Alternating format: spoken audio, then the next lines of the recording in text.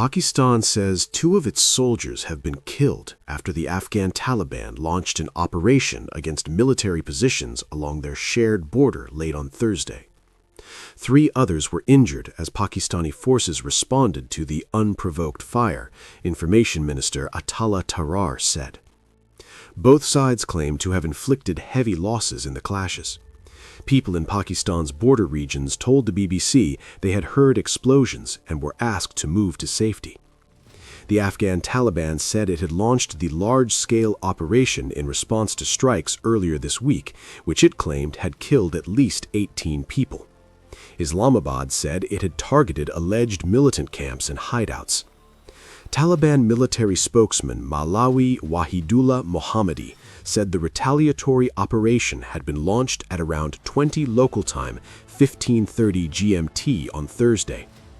The group's chief spokesman, Zabihullah Mujahid, said the offensive had killed numerous Pakistani soldiers and captured others.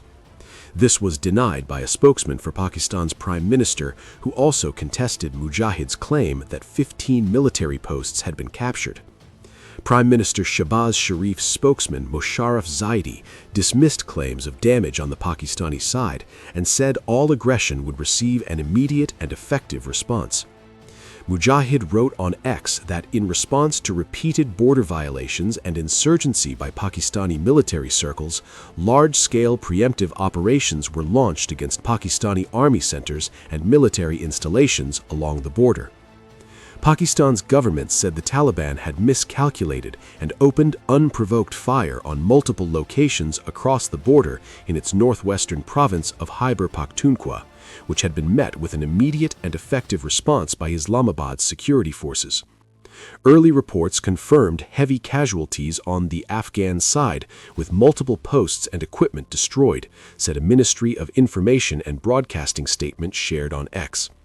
Pakistan will take all necessary measures to ensure its territorial integrity and the safety and security of its citizens. Residents reported hearing a heavy exchange of fire along the border.